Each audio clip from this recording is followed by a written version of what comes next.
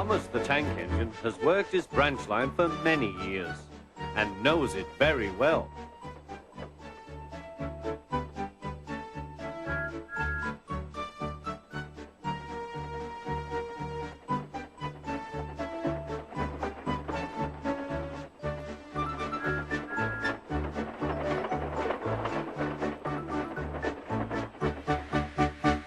You know just where to stop, Thomas, laughed his driver. You could almost manage it without me. Thomas had become conceited. He didn't realize his driver was joking. Later, he boasted to the others. Driver says I don't need him now, he told the others. Don't be so daft, snorted Percy. I'd never go without my driver, said Toby earnestly. I'd be frightened. Huh, boasted Thomas. I'm not scared. You'd never dare. I would then. You'll see. The next morning, the firelighter came.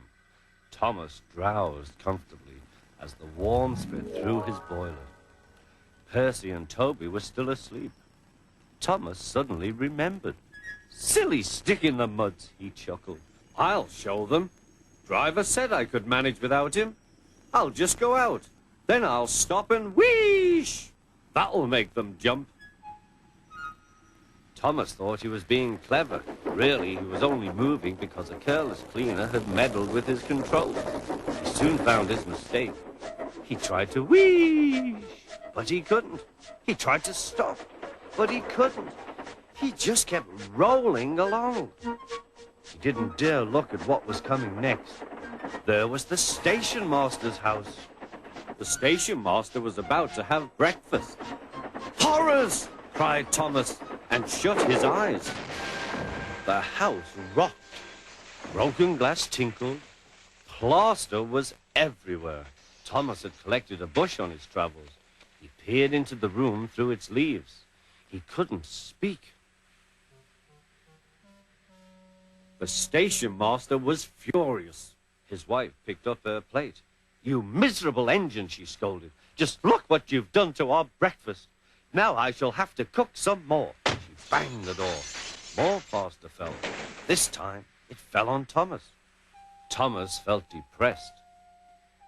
Workmen propped up the house with strong poles and laid rails through the garden. Then the Scottish twin engines, Donald and Douglas, arrived.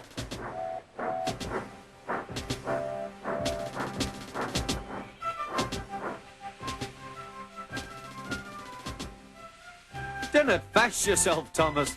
We'll soon have you back on the rails, they laughed.